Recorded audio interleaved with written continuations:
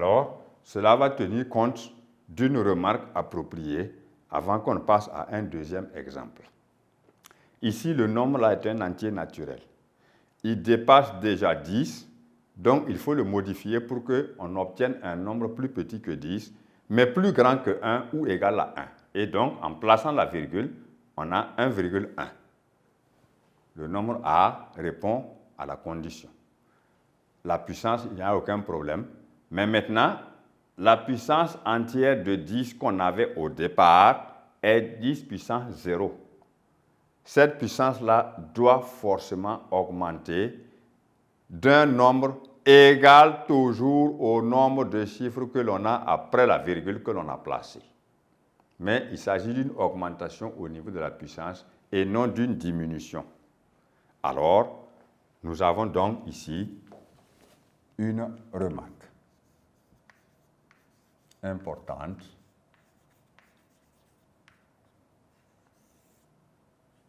qui dit qu'en plaçant une virgule,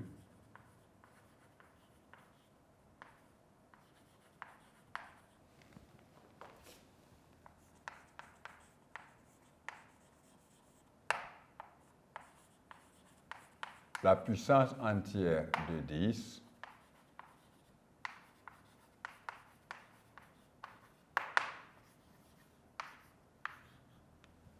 augmente. Augmenter, donc, ça fait,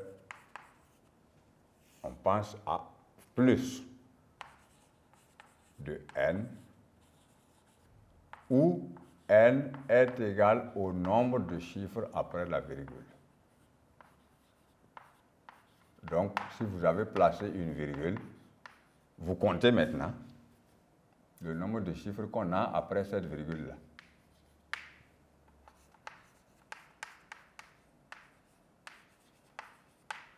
Voilà, dans ce premier exemple, ce qu'il vous faut comprendre. Que nous partons toujours de la forme générale A 10 puissance P, mais il faut pouvoir modifier A de façon à ce qu'on puisse le trouver entre 1 et 10 exclus, c'est-à-dire plus grand ou égal à 1, mais plus petit que 10. D'une part, et d'autre part, quand c'est comme ça, ça veut dire que la puissance P qu'on avait au début doit connaître une augmentation si on a créé une virgule. Parce que si on supprime une virgule, elle va diminuer, elle ne joue pas le même mouvement. Alors, nous allons passer donc à un autre exemple, exemple numéro 2, où nous allons écrire un autre nombre donné sous forme d'une notation scientifique. Alors, nous sommes donc dans le petit 2 sur la notation scientifique d'un nombre, où nous avons rencontré un premier exemple. Nous allons poursuivre avec un deuxième exemple.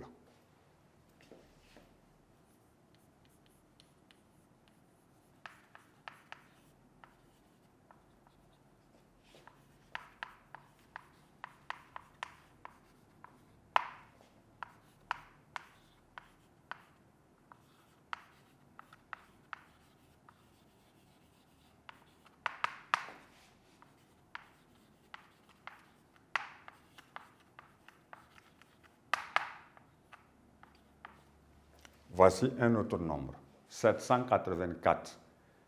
On dit d'en donner une écriture ou encore une notation scientifique. Alors, sachez que lorsque vous avez un nombre donné, il est multiplié par 10 à la puissance 0, c'est-à-dire 1. Donc, on obtient déjà un premier pas, la forme A 10 puissance P où P est égal à 0. Bien, maintenant vous regardez, nous avons 784. Vous savez bien que c'est un nombre qu'on ne peut pas rencontrer entre 1 et 10. Cela veut dire qu'il doit connaître une modification. Alors, si vous placez la virgule après le 4, vous obtenez 78,4. Vous n'êtes toujours pas dans l'intervalle 1-10. Donc, vous poursuivez et vous placerez maintenant la virgule après 8 pour obtenir 7,84. Évidemment, 7,84 est un nombre qui est plus petit que 10 et qui est plus grand que 1. Alors, nous plaçons la virgule après 7 pour obtenir 7,84 multiplié par 10 puissance 0. Maintenant, comme précédemment, nous avons créé une virgule qui n'existait pas. La puissance entière de départ de 10 qu'on avait connaît toujours une augmentation. Donc, plus, et nous comptons le nombre de chiffres après la virgule que nous avons, il y en a 2. Pour finalement trouver 7,84 10 puissance 2.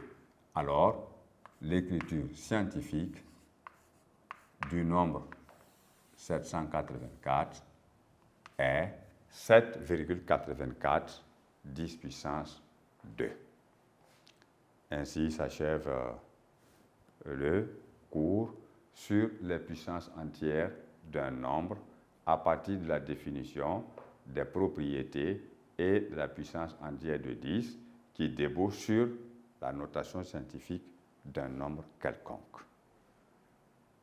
Mais ici, sachez que dans la notation scientifique, on ne donne pas de nombre négatif, puisque si vous prenez un nombre négatif, ce n'est pas un nombre qu'on peut trouver entre 1 et 10. Donc, les nombres sont toujours positifs.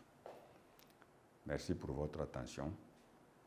Et je vous souhaite vraiment de bien apprendre toutes les propriétés que nous avons vues ici sur les puissances et la technique permettant d'écrire un nombre donné en notation scientifique.